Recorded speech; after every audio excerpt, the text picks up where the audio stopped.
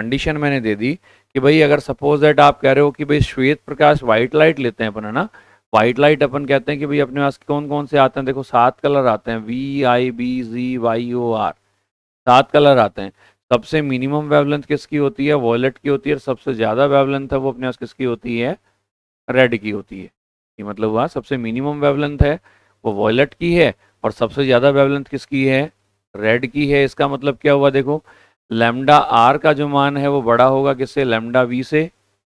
और बीटा का जो मान है फ्रिंज चौड़ाई का मान है प्रोपोर्शनल है किसके, लैम्डा के। तो इसका मतलब जिसके लिए लैम्डा बड़ा होगा उसके लिए बीटा का मान भी बड़ा होगा, यानी इसका मतलब बीटा आर का मान बड़ा होगा किससे,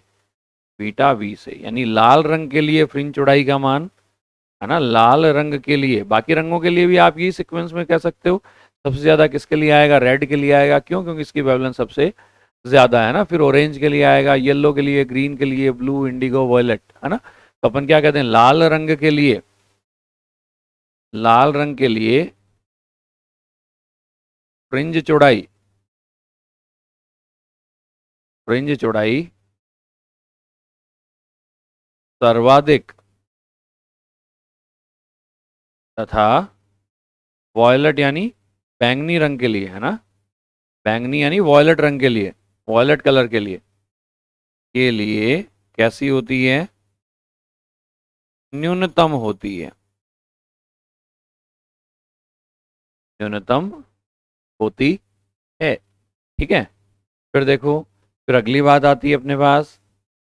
अगर अपन कह दें कि अगर अपन व्हाइट लाइट प्रयोग करें, है ना, श्वेत प्रकाश प्रयुक्त किया जाए, अगर श्वेत प्रकाश प्रयुक्त किया जाए, श्वेत प्रकाश का मतलब क्या हुआ, व्हाइट लाइट, अपन कहते हैं सूर्य से आने वाला जो प्रकाश है वो कैसा होता है, व्हाइट होता है, व्हाइट लाइट, सूर्य से आने वाला प्रकाश कैसा होता है, व्हाइट लाइट होती है, श्वेत प्रकाश होता है। और श्वेत प्रकाश जो कितने रंगों से मिलकर बना है, 7 रंगों से मिलकर बना होता है। तो अगर अपन कहते हैं कि जो अब देखो अपन ने कहा कि भाई लाल रंग का काम में लें या ग्रीन लें या वॉयलेट लें, उसके लिए तो कंडीशन आ गई, लेकिन व्हाइट कलर का यदि अपन काम में ले रहे हैं, तो व्हाइट कलर का काम ले रहे हैं तो उसमें देखो सिंगल वेवलेंथ नहीं है, उसमें क्या होगी, मल्टी वेवलेंथ हो गई। जबकि इंटरफेरेंस पैटर्न के लिए अपने को क्या चाहिए, सोर्स कैसा चाहिए, एक वर्णी चाहिए, यानी मोनोक्रोमेटिक चाहिए, है ना। अपन ये कहते हैं ना, सोर्स कैसा होना चाहिए, मोनोक्रोमेटिक होना चाहिए। तो लेकिन व्हाइट लाइट है वो अपने पास मोनोक्रोमेटिक लाइट सोर्स नहीं है, तो इस कंडीशन में अपने को प्रॉपर इंटरफेरेंस पैटर्न नहीं मिलता। सेंटर फ्रिंज मिलती है, सेंटर फ्रिंज जो है वो अपने पास देखो कैसी मिलती है, प्रयुक्त किया जाए तो केंद्रीय फ्रिंज, तो केंद्रीय फ्रिंज कैसी मिलेगी, व्हाइट मिलेगी। केंद्रीय फ्रिंज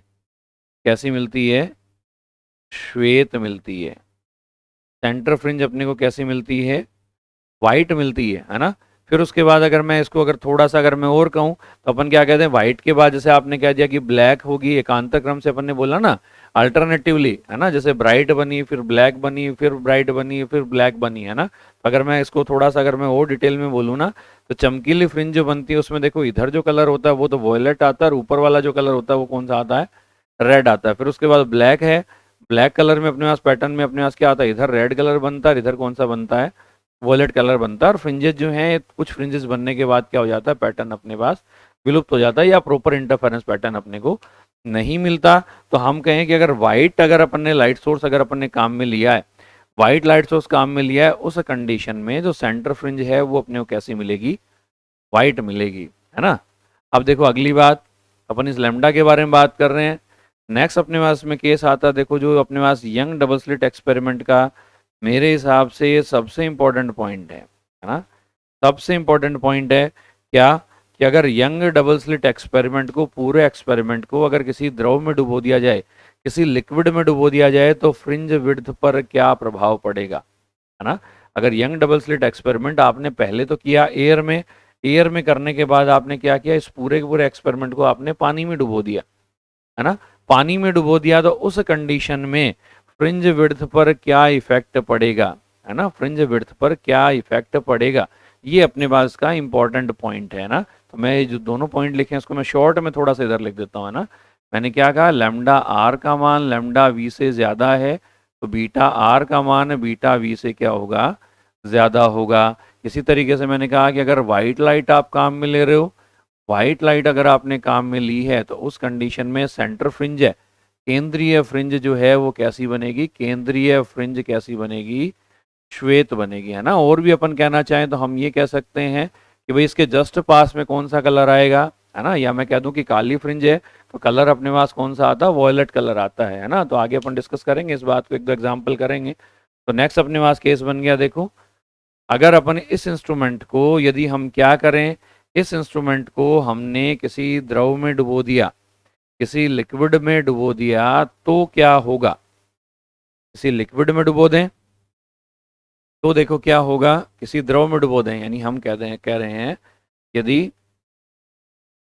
यंग द्विस्लिट प्रयोग को, है ना, डबल स्लिट एक्सपेरिमेंट को द्रव में डुबो दिया जाए, द्रव में डुबो दिया जाए, है ना, इमर्स्ड इन ए लिक्विड, अगर किसी लिक्विड के अंदर इमर्स कर दिया जाए तो देखो उस कंडीशन में क्या होगा। हम कहते हैं, देखो फॉर्मूला क्या पढ़ते हो आप, 1μ2 इक्वल टू क्या होता है अपने पास, μ2 अपॉन में फॉर्मूला होता है μ1, और म्यू का मान आप क्या पढ़ते हो, म्यू का मान अपन पढ़ते हैं इन्वर्सली प्रोपोर्शनल होता है किसके, लैम्डा के। तो इसका मतलब क्या बना, लैम्डा 1 अपॉन में आ गया, लैम्डा 2 बन गया, ठीक है। अगर मैं कह दूं कि अगर पहला माध्यम वायु है तो म्यू वन का मतलब क्या हुआ, पहला माध्यम वायु है तो ये मान कितना बन गया, 1 बन गया। दूसरा मैंने कह दिया म्यू टू अपने पास किसके लिए बन गया, अपने पास लिक्विड के लिए बन गया, द्रव के लिए बन गया, या मैं किसके बराबर लिख दूं, म्यू के बराबर लिख दूं, है ना। तो देखो अब यही फॉर्मूला क्या बनेगा, यही फॉर्मूला बन जाएगा म्यू बराबर लैम्डा, ऊपर तो लैम्डा अपने पास कौन से माध्यम में आ गया, वायु माध्यम में आ गया, और नीचे लैम्डा आ गया कौन से माध्यम में, द्रव माध्यम में आ गया, लिक्विड मीडियम में आ गया। इसका मतलब लिक्विड मीडियम में वेवलेंथ का जो मान है वो एयर मीडियम के कॉरस्पॉन्डिंग उसके कंपैरिजन में 1/μ टाइम्स होता है। समझ में आ रही बात, है ना। द्रव माध्यम के लिए लैम्डा वायु बटे में कितना आ गया, म्यू आ गया। अब देखो मैं कहूँ कि अगर मेरे को फ्रिंज विड्थ निकालनी है, फ्रिंज चौड़ाई निकालनी है ना, फ्रिंज चौड़ाई निकालनी है या फ्रिंज विड्थ निकालनी है, तो फॉर्मूला है मेरे पास क्या, बीटा बराबर फॉर्मूला है क्या, लैम्डा कैपिटल डी अपॉन में आ गया स्मॉल डी। कब निकालनी है, जब आपने उसको क्या कर दिया, किसी लिक्विड में इमर्स कर दिया। तो देखो क्या बना, बीटा लिक्विड में कितना बन गया, ये कितना बना, लैम्डा आ गया किसमें, वायु में, कैपिटल डी अपॉन में आ गया म्यू, और इनटू में आ गया स्मॉल डी, यानी कितना आ गया, वायु माध्यम में बीटा निकाल लो और उसमें भाग दे दो किसका, म्यू का भाग दे दो। इसका मतलब क्या बना, इसका मतलब ये बना कि अगर लिक्विड मीडियम में अगर आप निकाल रहे हो तो उसका मान जो है वो एयर मीडियम के कंपैरिजन में 1/μ होगा। मतलब क्या हुआ इसका, इसका मतलब ये हुआ कि बीटा लिक्विड है, डिवाइड कर दिया आपने बीटा एयर से, इक्वल्स टू कितना है, 1/μ। म्यू का मान हमेशा एक से बड़ा होता है, एक से बड़ा होता तो 1/μ का मान एक से छोटा होगा, एक से छोटा होगा। तो इसका मतलब क्या हुआ, लिक्विड आ गया, अपॉन में आ गया वायु आ गया, भाग दिया अगर आपने, लेस देन 1 है, इसका मतलब क्या बना, एक से छोटा बन रहा है, यानी ऊपर वाली क्वांटिटी छोटी है और नीचे वाली क्वांटिटी बड़ी है। तो इसका मतलब लिक्विड में अगर आपने इमर्स किया, यानी पहले वायु में लिया, फिर सपोज दैट आपने उसको पानी में डुबो दिया, तो अपन क्या करें, उस कंडीशन में फ्रिंज चौड़ाई क्या हो जाती है, कम हो जाती है। और कितने गुना कम हो जाती है, 1/μ गुना कम हो जाती है। तो इसका मतलब अपने पास कंडीशन बन गई क्या, बीटा द्रव आ गया, लेस देन आ गया, बीटा आ गया, और कौन से माध्यम में, वायु माध्यम में, है ना। लिक्विड है, लिक्विड के लिए आपने कह दिया कि अगर किसी द्रव में डुबो दें तो फ्रिंज चौड़ाई का मान क्या हो जाएगा, कम हो जाएगा। तो नेक्स्ट पॉइंट अपने पास क्या बना, नेक्स्ट पॉइंट बन गया बीटा द्रव इक्वल्स टू कितना बन गया, बीटा वायु, और भाग लग गया किसका, म्यू का। दैट मीन्स बीटा लिक्विड का मान लेस देन होगा किससे, बीटा वायु से। ये अपने पास नेक्स्ट पॉइंट आ गया, ठीक है। तो अगर यंग द्विस्लिट प्रयोग को अगर हम किसी द्रव में डुबो दें तो उस कंडीशन में फ्रिंज चौड़ाई का जो मान है वो क्या हो जाता है, रिड्यूस हो जाता है या घट जाता है, ठीक है। अगली बात है ना, काफी इंपॉर्टेंट पॉइंट है ये वाला, है ना, क्यों, इसमें वेवलेंथ का भी कंसेप्ट आ गया कि वेवलेंथ है जो अपन कहते हैं ना कि अपवर्तन की घटना में, यानी प्रकाश किरण अगर एक माध्यम से दूसरे माध्यम में जाती है तो उसकी इंटेंसिटी, है ना, तो अपन क्या कहते हैं, उसकी अपने पास फ्रिक्वेंसी चेंज नहीं होती, उसकी इंटेंसिटी भी चेंज होती है। स्पीड भी चेंज होती है और उसकी वेवलेंथ भी चेंज होती है। तो वेवलेंथ चेंज होगी, वो कैसे होगी, इस तरीके से चेंज होगी, है ना। अगर एयर मीडियम में था, दूसरे माध्यम में गया, तो म्यू से अपन क्या करके डिवाइड करके उसको अपन कैलकुलेट कर सकते हैं। अगर पहला माध्यम वायु है, अपन ने लिखा ना 1μ2, यानी पहले से दूसरे में जा रहा है, पहला माध्यम आपने वायु लिया है, तो लैम्डा लिक्विड इक्वल टू क्या बन गया, लैम्डा एयर अपॉन में कितना बन गया, म्यू बन गया, है ना। तो अगर यंग डबल स्लिट प्रयोग को अगर किसी द्रव में डुबो दें तो फ्रिंज चौड़ाई के मान में कमी होती है, ठीक है। फिर देखो, फिर इसमें अगला कंसेप्ट आता है अपने पास किसका, अगला कंसेप्ट आता है एंगुलर विड्थ का ना। जैसे फ्रिंज चौड़ाई अपन ने पढ़ी, ऐसे ही अपने पास कंसेप्ट आता है किसका, कोणीय चौड़ाई का, है ना। ऐसे ही कंसेप्ट है अपने पास किसका, एंगुलर विड्थ का। तो नेक्स्ट हेडिंग डालो, नेक्स्ट पॉइंट है अपने पास, देखो क्या, कोणीय चौड़ाई। कोणीय चौड़ाई कह दें या आपने कह दिया एंगुलर विड्थ कह दिया, ठीक है। कोणीय चौड़ाई या एंगुलर विड्थ का मतलब, जैसे सपोज दैट आपने कह दिया कि ये एक फ्रिंज है, चाहे ब्राइट ले लो चाहे आप क्या ले लो, ब्लैक ले लो। अपन ने क्या कहा, इसकी चौड़ाई जो है, ये चौड़ाई अपने पास कितनी होगी, बीटा होगी। ये अपन ने कह दिया सपोज दैट एक पॉइंट ले लिया, कहाँ, स्लिट वाला पॉइंट ले लिया अपन ने ना, जहाँ स्लिट S1 और S2 ली थी अपन ने ना। अपन कहते हैं कि भाई अपने पास ये फ्रिंज जो है वो इस पॉइंट पर कितने डिग्री का एंगल बनाएगी, जो एंगल बनाएगी वो एंगल अपने पास क्या कहलाएगा, एंगुलर विड्थ को मेंशन करेगा या कोणीय चौड़ाई को व्यक्त करेगा ना। ये अपन ने क्या बना दी, ये अपन ने फ्रिंज बना दी। अब अपन कह रहे हैं ये फ्रिंज, भाई जैसे अपन आंख के लिए भी अपन ये कहते हैं ना, वस्तु का छोटा या बड़ा दिखाई देना उसके द्वारा आंख पर बनाए गए कोण पर निर्भर करता है ना। तो सेम वही बात है कि आपने एक फ्रिंज बनाई, वो अपन कह रहे हैं एक पर्टिकुलर पॉइंट, कहाँ, जो स्लिट अपन ने लिया, स्लिट्स का अपन ने सेंटर पॉइंट ले लिया, उसके ऊपर कितने डिग्री का एंगल बना रहा है, वो एंगल अपने पास क्या कहलाएगा, इसका एंगुलर विड्थ कहलाएगी। ये डिस्टेंस अपने पास कितनी थी, कैपिटल डी के बराबर थी। सिंपल सा फॉर्मूला है, फॉर्मूला क्या, कोण बराबर आपने क्या पढ़ा, चाप बटे त्रिज्या। कोण बराबर चाप बटे त्रिज्या, इसका मतलब थीटा इक्वस टू कितना बन गया, बीटा अपॉन में आ गया, थीटा इक्वस टू आ गया बीटा अपॉन में आ गया D. Theta equals to beta upon में आ गया कितना, कैपिटल डी आ गया। अब रिलेशन क्या है, बीटा इक्वस टू रिलेशन है, देखो कैपिटल लैम्डा डी अपॉन में है स्मॉल डी,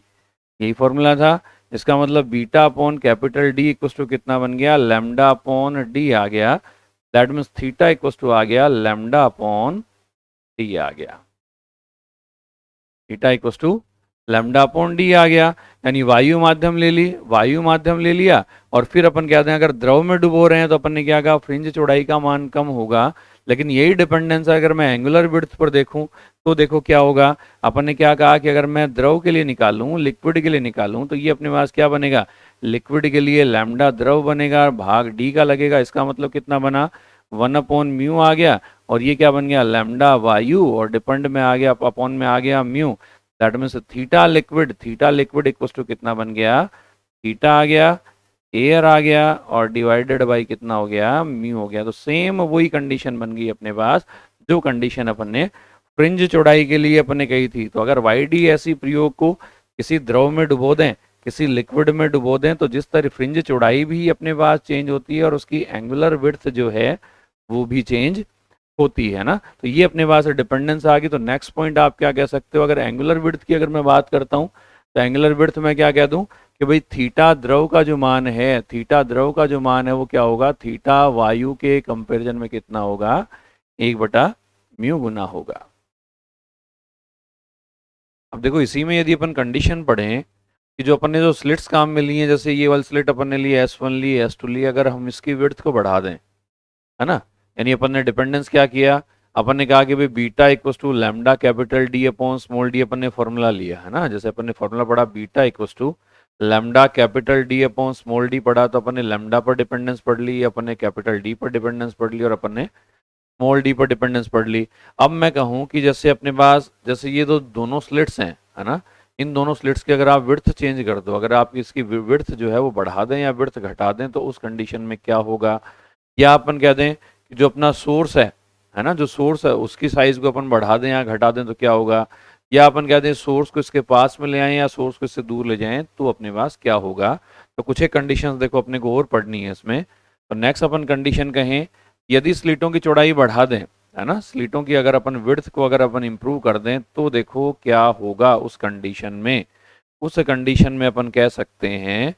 कि अगर स्लिटों की विड्थ को बढ़ा दिया जाए, स्लिट विड्थ को बढ़ा दिया जाए, तो देखो क्या होगा। तो देखो स्लिट अगर विड्थ को अपन बढ़ा रहे हैं तो इंटेंसिटी का जो मान है, देखो इंटेंसिटी का मान अपन ने क्या कहा था, आई प्रोपोर्शनल टू होता है ए स्क्वायर के, है ना,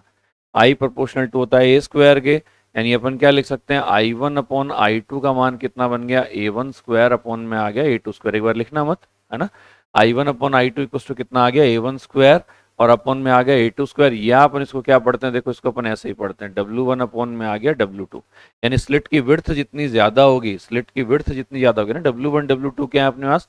स्लिटों की चौड़ाइयाँ हैं, है ना, स्लिटों की चौड़ाइयाँ हैं, इनकी विड्थ हैं, तो हम कह रहे हैं देखो अगर स्लिट विड्थ ज्यादा होगी तो इसका मतलब इंटेंसिटी ज्यादा होगी, और आप क्या कहते हो कि मैक्सिमम इंटेंसिटी की यदि आप बात करते हैं तो फॉर्मूला क्या कहते हैं अपन, root I one plus root I two का होल स्क्वायर, दैट मीन्स क्या हुआ, मतलब ये हुआ कि अगर S1 और S2 जो स्लिट्स हैं उनकी विड्थ को बढ़ा दिया जाए, विड्थ को यदि बढ़ा दिया जाए तो इसका मतलब इंटेंसिटी क्या हो जाएगी, बढ़ जाएगी, इंटेंसिटी हो जाएगी तो मैक्सिमम इंटेंसिटी भी क्या हो जाएगी, बढ़ जाएगी, मिनिमम तो कितनी रहेगी, जीरो हो जाएगी, वो माइनस में आता है, आई वन बराबर आई टू अगर अपन लेते हैं तो उस कंडीशन में, है ना, तो इसका मतलब इंटेंसिटी बढ़ जाएगी, इसका मतलब फ्रिंजेस क्या बनेंगी, ज्यादा ब्राइट बनेंगी, है ना, इंटेंसिटी बढ़ जाती है, फ्रिंजेस ज्यादा ब्राइट बनेगी, लेकिन उनकी ब्राइटनेस की वजह से क्या हो जाता है, कॉन्ट्रास्ट अपने पास क्या हो जाता है, कम हो जाता है, कॉन्ट्रास्ट मतलब अपन कहते हैं कि फ्रिंजेस के बीच में जो डिफरेंस अपन देख सकें, यानी स्पष्ट रूप से अपन कहते हैं कि ये ब्राइट फ्रिंज है, ये डार्क फ्रिंज है, ये ब्राइट फ्रिंज है, ये डार्क फ्रिंज है, तो उनके बीच का जो अंतर अपन जो कहते हैं वो अपने पास क्या होता है, कम हो जाता है, उसको डिफ्रेंशिएट करना जो है वो अपने लिए, यानी अपन उनको स्पष्ट रूप से विभेदित नहीं कर सकते। तो नेक्स्ट पॉइंट अपन क्या लिखें, नेक्स्ट पॉइंट अपन ये लिख सकते हैं, नेक्स्ट पॉइंट नोट करना इसी के बाद, नेक्स्ट पॉइंट अपन कहते हैं यदि स्लिटों की चौड़ाई बढ़ा दें, स्लिटों की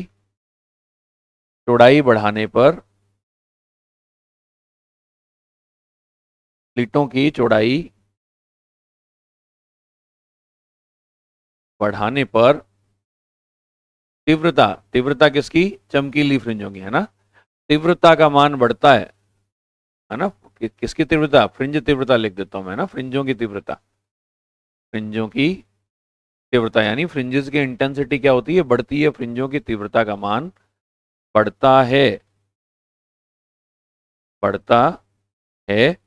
परंतु क्या बोलते हैं अपन, विप्रयास, विप्रयास यानी अंतर कहते हैं, या अपन क्या बोलते हैं इसको, कॉन्ट्रास्ट,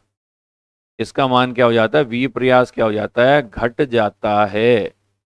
ना, ये क्या हो जाता है, घट जाता है, ठीक है। अगली बात, अगली बात अपन ने देखो ये स्लिटों की चौड़ाई की बात कर ली, अब बात करते हैं अपन इस सोर्स की साइज की, है ना, तो देखो अगर अपन छोटी सी बात अपन कहते हैं, ये भी अपने पास इंपॉर्टेंट अपने पास पॉइंट है, ये भी इंपॉर्टेंट पॉइंट है, यदि मैं कह दूं कि भाई स्रोत का आकार सपोजिट मैंने कह दिया, स्रोत का आकार सपोजिट मान लिया, मैंने कह दिया कि सोर्स की साइज अपन ने मान ली, सपोजिट मैंने कह दिया, डिनोट कर दिया अपन ने एक्स से, एक्स तो अपन ने दूसरा फैक्टर लिया है पहले, है ना, एक्स तो अपन ने दूसरा फैक्टर लिया है, तो अपन कोई दूसरा मान ले लें, जैसे सपोजिट मैं कह दूं स्मॉल एस ले लेता हूँ, है ना, स्मॉल एस ले लिया, है ना, स्रोत का आकार मैंने डिनोट किया स्मॉल एस से, और मैं कह दूं यहाँ सोर्स से और किसकी, स्लिटों की दूरी, ये वाला जो डिस्टेंस है ना, ये डिस्टेंस ले लूं मैं, या मैं कह दूं स्रोत से, सोर्स से स्लिट्स के डिस्टेंस, स्रोत से स्लिटों की दूरी, स्रोत से स्लिटों की दूरी, ये मैंने डिनोट कर दी सपोजिट किससे, ये मैंने डिनोट कर दी किससे, एस डैश से, है ना, यानी मैंने एस तो क्या कहा, एस तो कहा मैंने स्रोत का आकार का, और एस डैश मैंने क्या कह दिया, एस डैश मैंने कह दिया स्रोत से इन स्लिटों की दूरी, ये वाली डिस्टेंस मैंने ले ली। तो अपन देखो अपन कहते हैं कि अगर स्पष्ट व्यतिकरण प्रतिरूप अपने को प्राप्त करना है ना, क्लियर अगर इंटरफेरेंस पैटर्न अपने को अगर यंग डबल स्लिट एक्सपेरिमेंट में प्राप्त करना है, तो स्पष्ट व्यतिकरण प्रतिरूप के लिए, स्पष्ट व्यतिकरण प्रतिरूप के लिए हम क्या लिख सकते हैं, स्पष्ट व्यतिकरण प्रतिरूप के लिए, है ना, फॉर क्लियर इंटरफेरेंस पैटर्न हम कह सकते हैं, देखो small S size of source आ गया, अपॉन में डिस्टेंस आ गया, एस अपॉन एस डैश का जो मान है वो लेस देन होना चाहिए किससे, लैम्डा अपॉन डी से, लेस देन होना चाहिए लैम्डा अपॉन डी से। तो इसका मतलब क्या हुआ, अगर स्मॉल एस बढ़ेगा, स्मॉल एस बढ़ेगा तो इसका मतलब इस क्वांटिटी का मान क्या होगा, बढ़ेगा, है ना। देखो अगर इसका मान small S upon S dash का मान अगर लैम्डा बाई डी से बड़ा हो जाता है तो इंटरफेरेंस की जो फ्रिंजेस हैं या व्यतिकरण फ्रिंजेस हैं वो क्या हो जाती हैं, गायब हो जाती हैं, है ना, लुप्त हो जाती हैं। तो इसका मतलब क्या हुआ, इसका मान अपने पास कम होना चाहिए, तो मैं कह दूं स्मॉल एस का मान बढ़ेगा। अगर स्मॉल एस का मान बढ़ेगा, या मैं कह दूं एस डैश का मान क्या हो, कम हो, यानी सोर्स को इसके पास में लेके जाएं, है ना, यही मतलब हुआ। तो देखो इसका कहने का मतलब ये है, ये क्वांटिटी जो small S upon S dash यानी स्रोत के आकार और स्रोत से स्लिटों की दूरी, इस क्वांटिटी का मान जैसे जैसे बढ़ता जाएगा वैसे वैसे इंटरफेरेंस अपने पास कैसा होता जाएगा, अस्पष्ट होता जाएगा, यानी वो क्लियर दिखाई नहीं देगा, है ना। यानी और ये मान मैं कह रहा हूं जैसे जैसे बढ़ता जाएगा, मतलब ये मान कैसे कैसे बढ़ सकता है, ये मान बढ़ सकता है जब एस का मान बढ़े या एस डैश का मान कम हो। एस का मान बढ़ने का मतलब यदि स्रोत का आकार बढ़े, और एस डैश का मान कम होने का मतलब क्या हुआ, स्रोत से स्लिटों की दूरी क्या हो, रिड्यूस हो, यानी सोर्स को अपन किधर लेके जाएं, स्लिटों की ओर लेके जाएं, है ना। तो इन दोनों कंडीशंस में यानी अपन क्या कहते हैं, स्रोत का आकार बढ़ाने पर, स्रोत का आकार यानी साइज ऑफ सोर्स, है ना, स्रोत का आकार या साइज बढ़ाने पर, बढ़ाने पर या या स्रोत व स्लिटों के मध्य मध्य दूरी कम करने पर, दूरी कम करने पर क्या होता है अपने पास, व्यतिकरण प्रतिरूप अस्पष्ट प्राप्त होता है या अस्पष्ट होता जाता है, अस्पष्ट हो जाता है, यानी क्लियर नहीं बनेगा। जैसे जैसे अपने पास इन दोनों में इस तरीके से चेंज करते जाएंगे वैसे वैसे इंटरफेरेंस जो है अपने पास कैसा होता जाएगा, क्लियर नहीं होगा, यानी अस्पष्ट होता जाएगा। और जैसे ही ये मान इससे बड़ा हो जाएगा उस कंडीशन में इंटरफेरेंस फ्रिंजेस हैं वो अपने पास क्या हो जाएंगे, लुप्त हो जाएंगे। इसका मतलब क्या हुआ, इसका मतलब अपन चाहें तो ऐसा भी लिख सकते हैं, एस अपॉन एस डैश का मान जैसे लैम्डा अपॉन डी से ज्यादा होगा तो उस कंडीशन में व्यतिकरण फ्रिंजें लुप्त हो जाती हैं, व्यतिकरण फ्रिंजें लुप्त हो जाती हैं, यानी इंटरफेरेंस पैटर्न है या इंटरफेरेंस फ्रिंजेस हैं वो क्या हो जाती हैं, डिसअपियर हो जाती हैं, है ना, इंटरफेरेंस फ्रिंजेस डिसअपियर हो जाती हैं। ठीक है, तो अभी तक जो अपन ने यंग डबल स्लिट एक्सपेरिमेंट में जो अपन ने बात करी, छोटी छोटी अपन ने बातें करी। अपन ने कहा कि पहली इंपॉर्टेंट बात तो अपन ने बताई beta equals to lambda capital D upon small D, है ना, जो बोर्ड पे लिख रखा है। मैं इसको एक बार थोड़ा सा फटाफट रिवाइज कर देता हूँ। फ्रिंज चौड़ाई का मान lambda capital D upon small D आया। अपन ने कहा फ्रिंज चौड़ाई का मान एन पर डिपेंड नहीं करता है, यानी फ्रिंज क्रमांक पर निर्भर नहीं करता, तो सभी फ्रिंजों की चौड़ाई उनकी विड्थ जो है वो क्या होगी, सेम होगी। दूसरी बात मैंने कहा डी का मान घटाएं तो बी का मान बढ़ेगा, कैपिटल डी का मान बढ़ाएं तो भी बीटा का मान क्या होगा, बढ़ेगा, है ना। दोनों कंडीशन में फ्रिंज चौड़ाई बढ़ती है, लेकिन स्मॉल डी का मान कम करना जो है वो कैपिटल डी का मान बढ़ाने की अपेक्षा ज्यादा अच्छा है।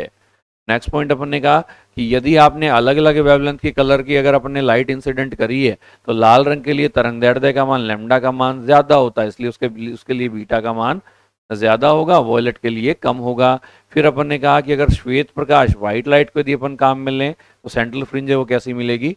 ब्राइट मिलेगी। अगली बात अपन ने कहा यंग डबल स्लिट एक्सपेरिमेंट को यदि अपन किसी लिक्विड डुबो दें तो फ्रिंज विड्थ क्या हो जाती है, रिड्यूस हो जाती है, और उसकी एंगुलर विड्थ है, एंगुलर विड्थ भी अपने पास क्या हो जाएगी, रिड्यूस हो जाएगी, है ना। अपन ये जनरल अपन केस अपन कह सकते हैं। इसी तरीके से मैंने कहा अगर स्लिट की विड्थ बढ़ा दें तो इंटेंसिटी तो बढ़ती है लेकिन वी प्रयास यानी उनमें डिफरेंशिएट करना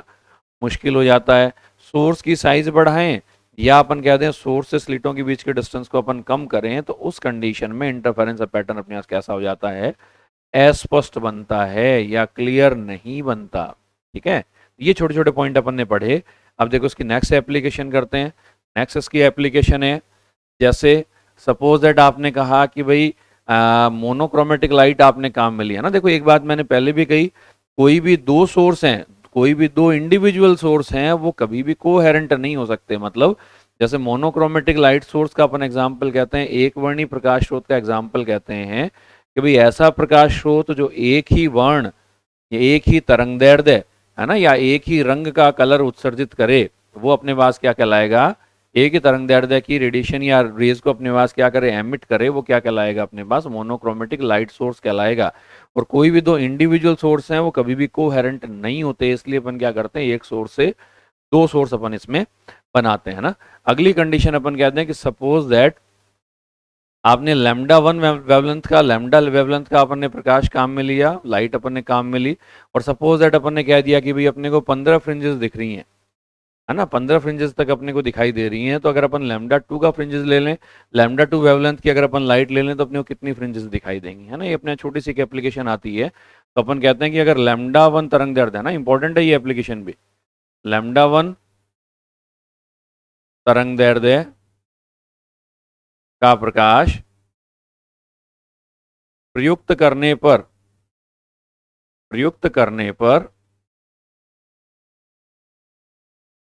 पर यदि,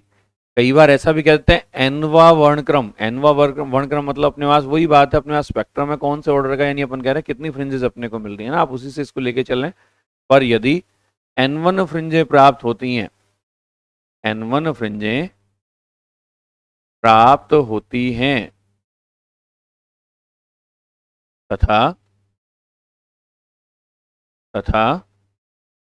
लैम्डा टू है, लैम्डा टू वेवलेंथ का प्रकाश अगर अपन प्रयुक्त करने पर यदि कितनी फ्रिंजें, N2 फ्रिंजें प्राप्त होती हैं, तो कंडीशन आती है अपने पास N1 लैम्डा का मान हमेशा बराबर आएगा N2 लैम्डा के, यानी वेवलेंथ का मान जितना ज्यादा होगा ना, N1 lambda one equal to आ गया N2 लैम्डा का, मतलब क्या हो गया, N और लैम्डा का गुणनफल है वो हमेशा नियत रहेगा। इसका मतलब लैम्डा का जो मान आएगा, N को इसके अपॉन में ले जाओ, इसका मतलब वेवलेंथ है वो N के क्या हो गई, रेसिप्रोकल हो गई। इसका मतलब वेवलेंथ का मान जितना ज्यादा होगा, नंबर ऑफ फ्रिंजेस का मान उतना ही कम होगा। वेवलेंथ जितनी कम होगी, नंबर ऑफ फ्रिंजेस उतनी ही ज्यादा होगी। ठीक है, अब देखो अपने पास अगली एप्लीकेशन आती है।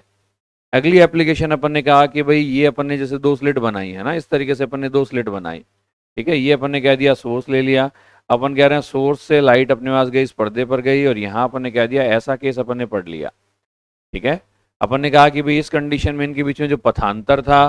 पाथ डिफरेंस जो अपन ने पढ़ा, वो अपन ने कह दिया कितना आ गया, एक्स स्मॉल डी अपॉन में आ गया, कैपिटल डी के बराबर आ गया ना। ये जो अपने पास थिकनेस थी, इस थिकनेस को आपने बोला स्मॉल डी, और यहाँ है ना इस डिस्टेंस को, और इस डिस्टेंस को आपने क्या बोला, कैपिटल डी बोला, है ना। और अपन ने कहा इसके सेंटर पॉइंट से यदि आप चलते हो, ये जो डिस्टेंस है, ये डिस्टेंस अपने पास कितनी थी, एक्स थी, तो अपन ने पाथ डिफरेंस बता दिया, एक्स स्मॉल डी अपॉन में आ गया कैपिटल डी, है ना। अब अपन क्या करें, अब अपन क्या करें कि भाई सपोज दैट अपने पास ये जो अपने पास प्रकाश किरण जा रही थी, इसके मार्ग में, इसके पाथ में अपन ने क्या कर दिया, एक पतली फिल्म रख दी, टी मोटाई की एक पतली फिल्म रख दी। तो देखो क्या होगा, टी मोटाई की अगर एक पतली फिल्म रखते हैं, तो देखो जनरली सी बात है कि अपन कहें कि भाई किन्हीं भी दो पॉइंट्स के बीच की जो शॉर्टेस्ट डिस्टेंस होती है वो क्या होती है, स्ट्रेट लाइन होती है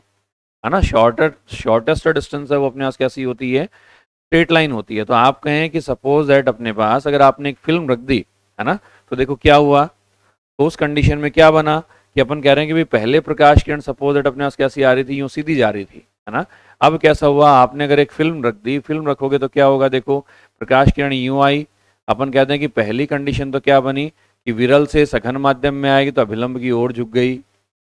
फिर सघन से विरल माध्यम में जाएगी तो अभिलंब से दूर हटेगी, एक कंडीशन हुआ। यानी इसका पाथ देखो क्या हो गया, एक तो ये सीधी निकलती है ना, एक तो ये डायरेक्ट सीधी निकलती, और एक अपने पास क्या हो गया, रिफ्लेक्टेड होकर निकल रही, इसका मतलब इसका पाथ क्या हो गया, बढ़ गया। भाई अपन ये कहते हैं ना, इन्हीं दो पॉइंट्स के बीच की शॉर्टेस्ट डिस्टेंस जो हो सकती है वो क्या हो सकती है, एक स्ट्रेट लाइन हो सकती है। और अगर लाइट रे अगर अपने इनिशियल पाथ से डेविएट होती है, इसका मतलब उसका पाथ क्या हो गया, बढ़ गया, है ना, उसका पाथ क्या हो गया, बढ़ गया। तो इसका मतलब क्या हो गया, पाथ अगर बढ़ गया तो इसका मतलब पाथ डिफरेंस क्या हो गया, चेंज हो गया, है ना। अगर मैं यहाँ फिल्म नहीं रखता, सपोज दैट मैंने कह दिया इस फिल्म की मोटाई मैं कह रहा हूँ टी है ना, अगर यहाँ फिल्म नहीं होती तो इसका मतलब यहाँ क्या थी, वायु थी, है ना, टी मोटाई की वायु की फिल्म थी। अब उसकी जगह अपन ने क्या कर दिया, अपन ने कह दिया कि वे ग्लास की स्लैब, टी मोटाई की कोई फिल्म, अपन ने प्लास्टिक की पन्नी रख दी, या अपन कह रहे हैं कोई ग्लास की स्लिट रख दी, या अपन कह दें कोई भी अपना एग्जाम्पल उसके लिए ले सकते हैं ना। तो इस कंडीशन में देखो क्या होता है कि अगर वायु है तो देखो किसी भी माध्यम में तय की गई जो दूरी है ना, वो किससे कैलकुलेट करते हैं, अपने पास उसका रिफ्रैक्टिव इंडेक्स आता है और उसमें मल्टीप्लीकेशन में डिस्टेंस आ गया, उसकी थिकनेस आ गई, है ना। हम कह रहे हैं वायु है, तो वायु कंडीशन में वायु के लिए तो म्यू का मान कितना होता है 1, यानी कितने डिस्टेंस ट्रेवल करेगा, टी डिस्टेंस ट्रेवल करेगा। और जिस माध्यम की आप पट्टिका रख रहे हो या जिस मीडियम की आप प्लेट रख रहे हो उसमें तय की गई दूरी जो है वो अपने पास कितनी बन जाएगी, म्यू इंटू टी बन जाएगी। तो पथांतर कितना हो जाएगा, पाथ डिफरेंस कितना हो जाएगा, म्यू -1 इंटू में कितना आ जाएगा, टी, है ना, म्यू टी माइनस में आ गया टी। तो नेक्स्ट पॉइंट अपने पास यही है। नेक्स्ट पॉइंट अपन कहें कि यदि यदि किसी प्रकाश किरण के मार्ग में, किसी प्रकाश किरण के मार्ग में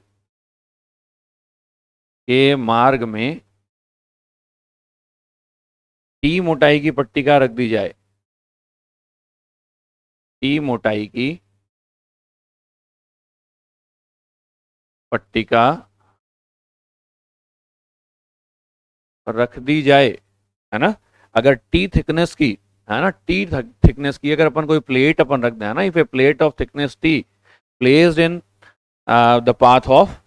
1 रे, है ना, कोई सी भी अपन ने एक रे ले ली, उसके पाथ में अपन ने रख दिया, है ना। तो अपन ने क्या कहा, तो उस कंडीशन में जो पाथ डिफरेंस होगा या जो पथांतर होगा, पाथ डिफरेंस जो होगा, पाथ डिफरेंस का मान किसके बराबर बनेगा, ये बराबर बनेगा अपने पास किसके बराबर, म्यू टी। तो क्या हो गया, उस फिल्म में तय की गई दूरी आ गई, और टी अपने पास क्या हो गया, वायु माध्यम में तय की गई दूरी आ गई। तो अपने पास पाथ डिफरेंस बन गया म्यू -1 इंटू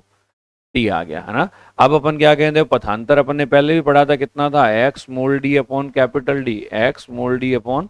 कैपिटल डी आ गया। और एक्स अपने पास क्या था, एक्स अपने पास ये डिस्टेंस थी। तो हम कहें कि अब देखो ये पथांतर अगर मैं बराबर कर दूं किसके, म्यू -1 इंटू टी के बराबर कर दूं, इसका मतलब एक्स का मान कितना बन गया, एक्स का मान आ गया देखो कैपिटल डी अपॉन में आ गया स्मॉल डी, और इंटू में कितना बन गया, म्यू -1 इंटू टी बन गया, है ना। बीटा का जो मान है, बीटा का मान कितना होता है, lambda capital D upon small D, that means beta upon में लैम्डा इक्वल्स टू कितना आ गया, कैपिटल डी अपॉन में आ गया स्मॉल डी। समझ में आ रही है बात। तो एक्स इक्वल्स टू कितना आ गया, बीटा, और अपॉन में कितना बना, अपॉन इंटू में मैं इसको ऐसा लिख दूं, बीटा आ गया mu minus beta upon lambda equals to आ गया capital D upon small D. तो कितना बन गया, म्यू -1 इंटू टी, और अपॉन में आ गया लैम्डा, ठीक है। तो ये अपने पास क्या बना, देखो एक्स बना, एक्स का मतलब क्या आ रहा है, बीटा का मल्टीप्लीकेशन आ रहा है। बीटा क्या है, बीटा अपने पास क्या है, बीटा एक फ्रिंज की विड्थ है ना, एक फ्रिंज की विड्थ है इसका, यानी इसका मल्टीप्लीकेशन में क्या आया, यानी एक्स का मान क्या हुआ कि भाई म्यू -1 इंटू टी अपने पास अगर आपने एक्स्ट्रा पाथ डिफरेंस दे दिया तो कितनी फ्रिंजेस डिस्प्लेस्ड होंगी। तो बीटा का मतलब एक फ्रिंज आ गई, एक फ्रिंज की चौड़ाई आ गई, 2 बीटा का मतलब 2 फ्रिंजेस आ गए, 3 बीटा का मतलब 3 फ्रिंजेस, 4 बीटा का मतलब 4 फ्रिंजेस। तो इसका मतलब यहाँ बीटा के मल्टीप्लीकेशन में ये टर्म आ रही है, तो ये टर्म अपने पास मेंशन करेगी किसको, विस्थापित होने वाली फ्रिंजों की संख्या को, नंबर ऑफ फ्रिंजेस, है ना, that are displaced due to the presence of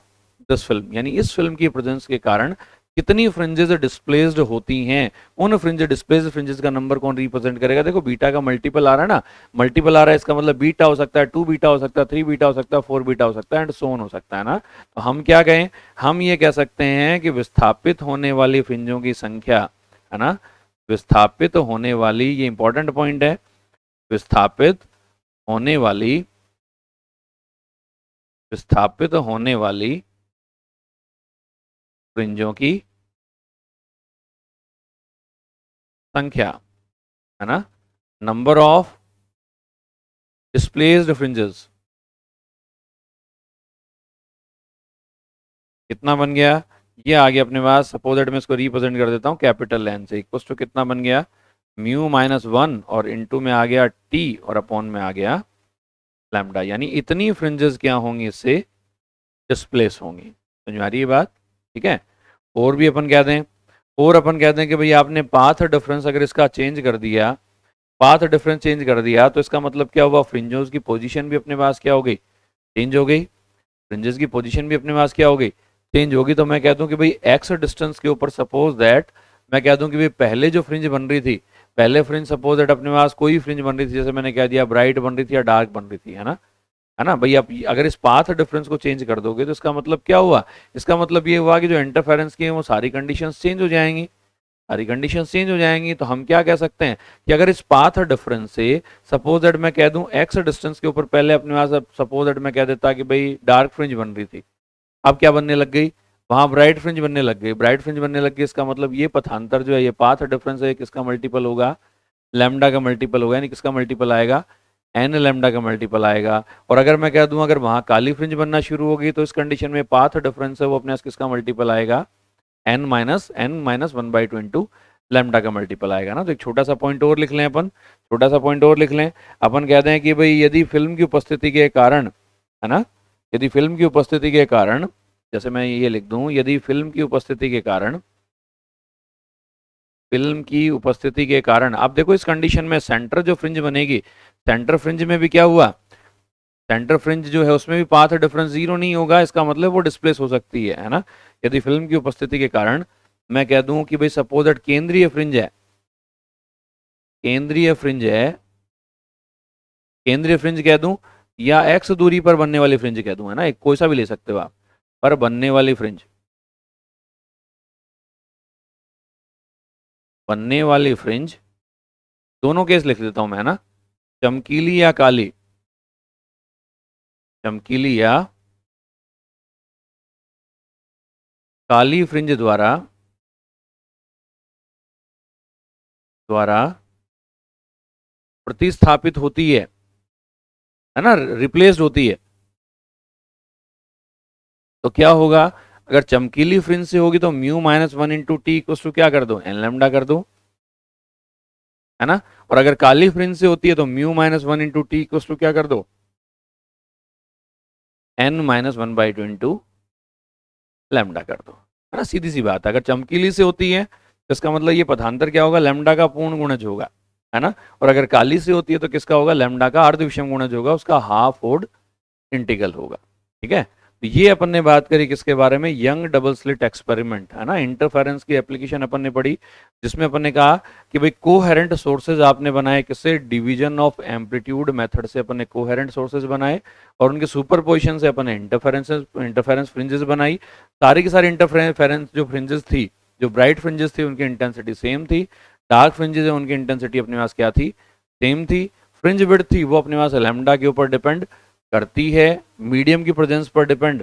करती है, सोर्स की साइज पर, है ना, सोर्स की साइज पर। और वो और अपन ने केस पढ़ा था कि भाई इंटरफेरेंस पैटर्न जो था वो अपने पास किस तरीके से उसके ऊपर बिहेव करेगा। स्लिट की साइज का इफेक्ट अपन ने पढ़ा, सोर्स की साइज का इफेक्ट अपन ने पढ़ा, डिस्टेंस का इफेक्ट अपन ने पढ़ा, कैपिटल डी का इफेक्ट पढ़ा, स्मॉल डी का इफेक्ट पढ़ा, ये सारी बातें अपन ने करी। तो काफी अच्छा टॉपिक है और जनरली कॉम्पिटेटिव एग्जाम में इसके ऊपर सवाल